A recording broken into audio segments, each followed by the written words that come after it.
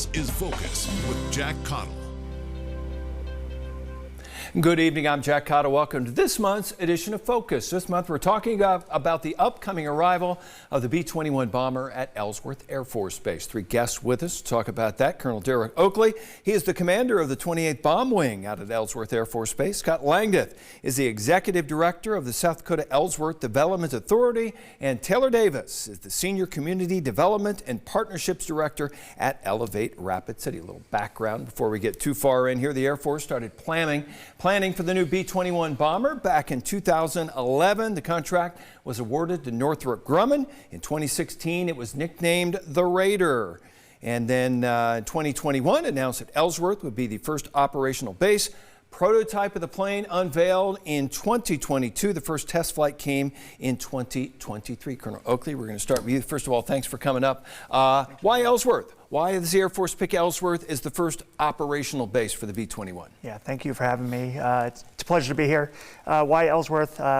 Several reasons. Ellsworth is the premier bomb wing for long-range strike in the Air Force. We also, obviously right now, we hold the B-1 mission, which we use to hold our nation's deterrence. Why the Ellsworth? Ellsworth actually met the requirements for multiple different reasons. One, we wanted to be able to select a base that we could reutilize facilities, and Ellsworth provided us the most capability to do that. It also had the most space for us to be able to grow into two mission sets at the same time.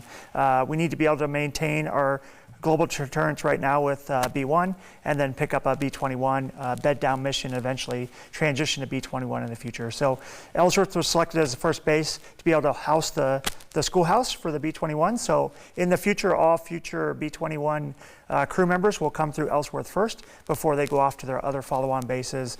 Those bases being either staying at Ellsworth, going down to Whiteman Air Force Base in Missouri, or Dyess Air Force Base in Texas. Yeah, you mentioned two missions at the same time. What is the challenge of building up to house the B-21 while still remaining operational as a B-1 base all through that period? Yeah, the challenge for us is a lot of the facilities that we're using for B-1s right now are also going to be the same facilities we're going to use for B-21.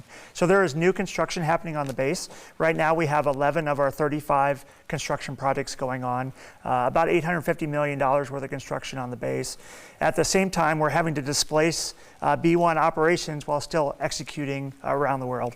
And so we're having to move locations for different functions of the base while we build up and restore some facilities to make them ready for the B-21 mission. However, our main goal is to never interrupt our ability to execute B-1 operations. And I think we showed that the best in early February. So as we came out of our crash in early January, we had to displace some airplanes down to Dyess Air Force Base, and while there, we're asked to execute a mission over in Iraq and Syria, and we were able to execute that from Dyess Air Force Base. So it continues to show that even in the midst of a bed down, even in the midst of the hardest circumstances, Ellsworth has an ability to execute our nation's missions.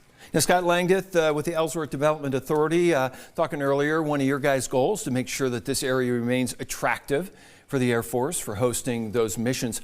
What is it about this area that you believe that enabled them to attract the B-21 mission here? Jack, as you might recall, back in 2005, Ellsworth was on the closure list. So since then, and we worked really hard to make sure that didn't happen again. And in doing that, we learned a lot about what the Air Force needs to be successful in what they wanted.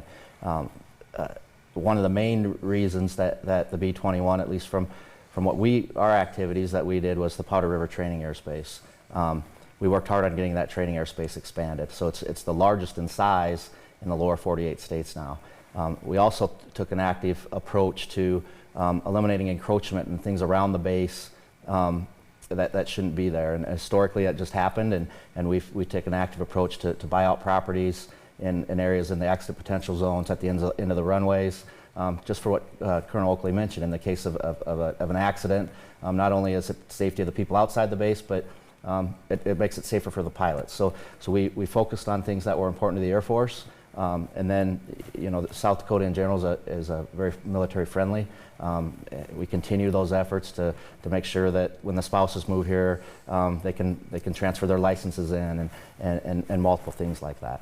Now, when they're going through that decision process, is there lobbying on the part of your group? I don't know if I'd call it lobbying, but definitely some education. Air Force is a big organization, and when those decisions are being made, many people are in the Pentagon. They don't know where South Dakota is. They don't think there's anything that exists in between. So educating them on the value of the Powder River airspace, for instance, that is in an area where there's very little commercial traffic or less than in lots of other areas in the country. Why is that important? Well, it's one of the only spaces in the country that we could get that expanded. You can't expand it along the coast just because of the population and the commercial air traffic. So I would say education throughout the Air Force and for the decision makers that were making these decisions. Taylor Davis is with Elevate Rapid City. You guys more on the people side of all of this. What makes this attractive to the Air Force in terms of people and workforce and those kind of things here? Absolutely. So we are fortunate to be on the receiving end of growing population, not just because of Ellsworth Air Force Base, but because this community is a place that people want to be. And a part of Elevate Rapid City's mission is to elevate this region for everyone that wants to be here. So a lot of our goal and the passion of the work that we do is to support those individuals who are looking to be successful here and attain the quality of life that we can offer. One of the best ways to do that is through quality employment. So we're happy to get individuals connected with quality employers in the area and make sure that they're achieving their workforce goals. Now, a lot of things going to change between now and the arrival of the B-21. You talked about a lot of the construction. What all has to be done infrastructure-wise out there between now and when the planes roll in? Yeah, so right now, we are deep into construction on the base, as I said already. We've got 11 of 35 projects. Main focus right now is on operations and maintenance. So we have got a mission planning facility, the first schoolhouse for B-1 aviators, a schoolhouse for B-21 maintainers. We've got the first low observable hangar, which is the actual first project on the base, happened about 2 years ago. We've got a wash rack under construction for maintenance, and then we just started on our radio frequency measurement facility as well. And so really ops maintenance focus, but it's more than that. We're also having to build the B-21 is both a conventional and a nuclear bomber. And so we're having to build some nuclear culture into a conventional bomber mindset around the base. We're having to convert even functions like our command post that does all of our command and control of the base to upgrade its ability to do a nuclear mission as well. And so that's been a majority of the focus. We are still a few years out from bringing a whole ton of people in, and which means there are some other infrastructure pieces around the base that we'll have to get to eventually. New dormitories, our other facilities that take care of our airmen throughout the base. We are not at those projects yet. So right now the main focus is when B-21 arrives, the base needs to be up and ready for it. How different is it from B-21 or from B-1 to B-21? Does a B-1 hangar work for a B-21? Most of them do. There are some minor modifications that will have to happen. Obviously from basic depictions of the airplanes, a B-1 is a very long airplane in length with variable wings that sweep back and forth. A B-21 is a much shorter airplane in length but much wider in its wingspan. And so for the most part, the B-1 hangars will accommodate a B-21 as long as the doors are wide enough to be able to get the B-21 into them. Now, Scott, looking at the community off base, what has to be done around the area, in the Box Elder area, in the Rapid City area, between now and then to be ready from a civilian perspective? So as far as infrastructure, a lot of the infrastructure is in place or there's plans for it. For instance, the wastewater treatment plant that serves Box Elder and the base, the Ellsworth Development Authority owns that, and we constructed that in 2014 with a lot of capacity. The water systems that supply the base have plenty of capacity.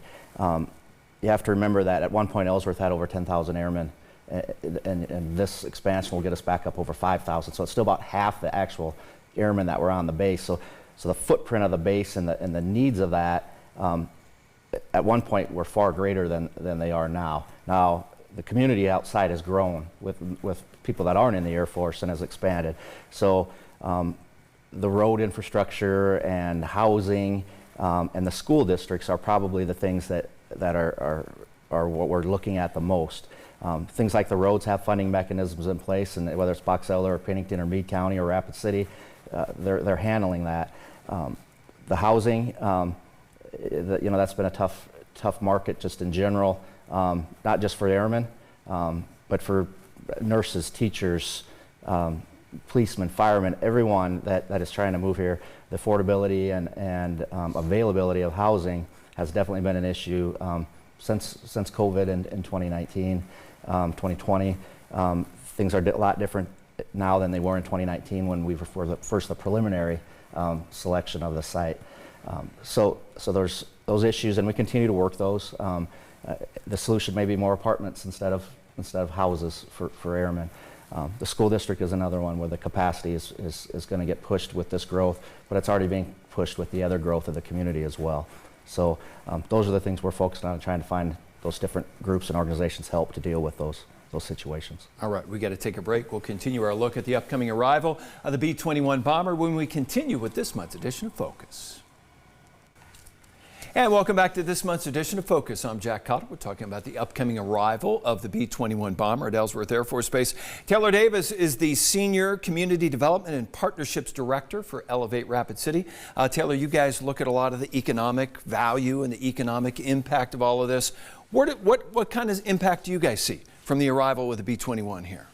Absolutely. So in addition to the new airmen and their families that will be coming to the area, we're already projecting from the American Community Survey back in 2022 that we were expecting to see just under 180,000 people located in this region through the end of this decade, so 2030. And from a purely workforce development perspective, this is a positive thing for our local employers because we already are coupled with a 2.2% unemployment rate and labor force participation that is, I think, 6 points over the national average. And so having new people coming into the area can help solve some of the challenges that we're seeing from a workforce development perspective. So purely from that angle, having more people here to support our employers and to support our economy is a positive thing. Now, you talked to you working with spousal support for military spouses. Now, outside of the active duty personnel that are here, you've got families that need places to live, to work, to go to school. How is that development and what has to happen between now and then? Absolutely. So as a military spouse myself, I understand firsthand the impacts of relocating to a new area that maybe you've never been to, or as Scott mentioned, may have never even heard of. Can be a really daunting task, especially when you're trying to get plugged into high quality employment. And we know nationally reported from Hiring Our Heroes under the U.S. Chamber of Commerce Foundation that military spouses faced a 22% unemployment rate right now, and about double that are underemployed. So Elevate's role is to help bridge the gap in partnership with our FRG at Camp Rapid and the MNFRC at Ellsworth Air Force Base to help find quality employment opportunities for those military spouses. It's something that I'm particularly passionate about. This is our second time being here at Ellsworth Air Force Base. We absolutely love the Rapid City region, and if we can help aid in that transition for other military families, it's just something we're really eager to do. How does this area stack up when it comes to support for military spouses and families? I would say that we are probably one of the best in the nation, though I may be a little bit biased. This is purely my opinion. But when we have looked at other communities that we could be potentially moving to with my husband's time in the Air Force, we continually come back to Rapid City. It's got the amenities that we are interested in. It's got the quality of life we're looking for, tons of outdoor activities, which is something we're a fan of, but it's also a great place to raise our daughter. And so coupled with the support that we're able to provide from an employment standpoint and base support services, we definitely think that this is the right place for our family to be. I'll just say that. Now, Scott Landguth is the Executive Director of the South Dakota Ellsworth Development Authority. What do you guys do as far as support for families and trying to make sure that that part is taken care of? So, we work closely with the base and find out what their needs are and what they think they're lacking, that we can help with, and then we try to bridge that gap. And it may be that out closer to the base they would like an urgent care or things like that. So we try to encourage and work with those providers or those entities to get out there. So it's a wide range of things. We've also we're very involved with working on legislation that allowed military spouses to transfer in with their licenses, with their professional licenses. that's a challenge for spouses with licenses, as every state they move into has different requirements or fees or processes depending on what their profession is. And at times that can be, you might be here for a 2-year stay, and it might take you 6 months to get through those processes. So in 2019, we were able to pass a bill in South Dakota that if you had a license in good standing, you could come in and work, and you could bring that with you while you were here. So we will do whatever the Air Force is seeing as a need, and we'll try to address those problems. And Colonel Derek Oakley is the commander of the 28th Bomb Wing out at Ellsworth Air Force Base. How key of an issue is that for you guys? The family support and the spousal support and all of that in the community. Yeah, absolutely. It's critical to us. As Taylor mentioned, again, this is my second time here as well. My family is fully invested in the community. My wife works downtown. My 2 kids go to local colleges. We are fully invested in Rapid City. I often say that though we aren't necessarily always residents of the state, we're residents while we're here. And that means that we need to be involved and out in the community. And so a lot of the things that we've been doing as a base is trying to connect the community and the base together. We have And honestly, coming out of COVID, there was a little bit of fracturing that happened a little bit with the base and the community, and we're trying to amend some of that. And so we've done a lot to try to bring the community back onto the base, and at the same time get our airmen off the base to support. And so one of the big initiatives I pushed out recently is on the 26th of April, we're going to get out and do a service before self day. That's one of our core values. We live it every day in our service to our country, but we want to demonstrate that to our local community to show that we can get out and actually serve our local community as well. So the plan is for us to close the gates for a day and actually get the airmen off the base and go take care of our community, whether that's walking through parks and cleaning up, or getting out with the National Forest Service and helping out at Veterans Point, which we just adopted, or anywhere else that we can be of use. We're going to get out and become part of our community. With that, again, my hope is that the community will get involved with us, and at the same time that our families and friends will come out with us and support us through that process. Now, talking about the B-21 bomber itself, I know a lot of the information about the bomber is still classified. What can you tell us about the B-21? So the B-21 will become the backbone of the Air Force's bomber enterprise. Most people don't know, but the U.S. Air Force is the only Air Force that has bombers of all of our allied and partner nations. And so we are really the backbone of the bomber force throughout the entire world when it comes to that. Currently, with our B-1, B-2s, and B-52s, we're upholding our nation's defense and deterrence. We are the only conventional bomber out of the other 2 that are both nuclear and conventional. When we transition to the B-21, it will replace the B-1s and it will replace the B-2s. And it will become, again, the backbone with 100, and we'd like to see more than 100 B-21s eventually built. That with the B-52s, again, will now become the next platform. What I can really tell you about it is we needed to build an airplane that has range, access, and payload. That's what we talk about all the time. So you need an airplane that has range. It has to be able to reach certain ranges to be able to get into adversary countries. We talk a lot about the Doolittle Raid, which is why it's called the Raider, and that's where you put bombers on an aircraft carrier with our first strike back against mainland Japan in World War II. The reason why you put bombers on an aircraft carrier is because they're the ones that had the range to reach our adversaries. So range is important to us. Access, you got to be able to get into the country in order to fight there. And our adversaries are really good at what they call anti-access and aerial denial, which how do you keep a force at bay and keep them out so they can't actually get to your country. We need a platform that can get us there.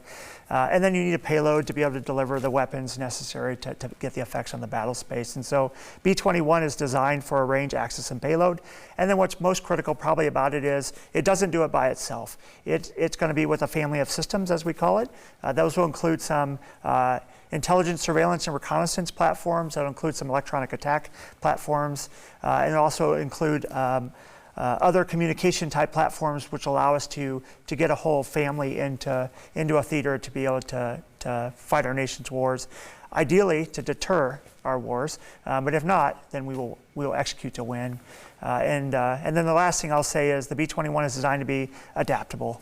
And so we call it a 6th generation bomber because it not only brings stealth, but it brings adaptability. And so you can imagine with modern computer systems, I can kind of plug and play devices in my computer at home. I can do the same thing with a more modern bomber than we have right now. All right, we got to take another break. We'll continue our look at the upcoming arrival of the B-21 when we continue with this month's edition of Focus. I'm Jack Caudill. Welcome back to this month's edition of Focus, talking about the upcoming arrival of the B-21 bomber at Ellsworth Air Force Base. Colonel Derek Oakley is the commander of the 28th Bomb Wing out there at Ellsworth. Now, you are a B-1 pilot by trade. As a pilot, you've been involved in the B-21 program for quite a while. As a pilot, how excited are you about having a new airframe come online out there? Yeah, it's an exciting time. As you said, I've grown up as a pilot in the Air Force. B-1 is my primary platform. I've also trained in other airplanes. The B-21 is unlike anything I've ever flown before. I haven't flown the actual airplane. I've flown in the simulator. And as you said, I've been on the program for about 4.5 years now, actually working on behalf of our major command, Air Force Global Strike Command, for about 2 years before I came to Ellsworth. The B-21, as I was just stating, it brings an advancement that we just have never seen in our platforms. Again, not a B-2, not a stealth platform participant, but the ability to actually get into some areas that B-1s just frankly can't get to right now is pretty amazing. And then to be able to see a sharing and a partnership between different platforms to get even greater advantage has been amazing. And then to think about the capabilities if you had a platform that didn't take years and years and years to develop new systems on, I think is critical. And so to be able to, if the fight changes from a major conflict with one of our near-peer competitors to kind of what we went back to in kind of Afghanistan and Iraq timeframe, to be able to put on the right systems on that airplane for what you need in that fight compared to what you need for a peer adversary is a game changer. And to be able to do it almost instantaneous is something that we just have never seen before. Now, it seems like a long time from beginning to development to getting these things online, but in the scheme of things, this is actually fairly fast, isn't it? It is absolutely fast. Our partnership with Air Force Global Strike Command, the Rapid Capabilities Office in the Air Force has been critical to making that happen. They take small programs and make them efficient. They took a large program like the B-21 program and made it extremely efficient. So we are on time to get everything that we've asked in the time that we've asked it. As you've seen, the airplane is flying. It's in its flight test campaign. That eventually is what opens up production and allows us to start seeing our first airplane in a few years. As we kind of say about middle of this decade, we should expect to see our first platforms out of Ellsworth, and that's when we'll start the transition of B-21 flies in and a B-1 flies out. Though I wish it was that simple. That's when the transition will actually start to take place for us as a base. And we'll start to see some personnel, both operators and maintainers, that will come before that, that will help kind of bed down and start that transition process. Now, Scott Landguth is the Executive Director of the South Dakota Ellsworth Development Authority. You guys survived the BRAC back in the day. What does this mission do for the future of Ellsworth? Well, when this first was announced, I got a call from the commander of Global Strike Command, and he said, "Scott, you don't have to worry for the next 100 years." So it was a game changer for Ellsworth. The investment that's going on is incredible for our community, for our area, for the base, for our country. And of course we believe that it couldn't be happening at a better place. So again, we have different problems to worry about now, but they're good ones. They're how do we house more airmen? How do we take care of the airmen's families? How do we take care of the airmen's kids in schools? That's a much better problems to have than how to replace 10,000 people out of our population. All right, almost out of time. Taylor Davis with Elevate Rapid City. What does this move do for the future of Rapid City, in your opinion?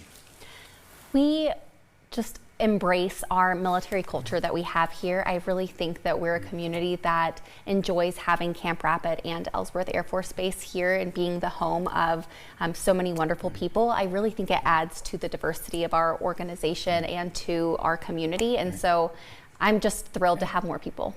All right, and we are completely out of time. We want to thank our guests for joining us, Colonel Derek Oakley from Ellsworth Air Force Base, Scott Landguth with the Ellsworth Development Authority, and Taylor Davis with Elevate Rapid City. We want to thank you for joining us for this month's edition of Focus. Hope to see you again the first Sunday night of next month. Good night.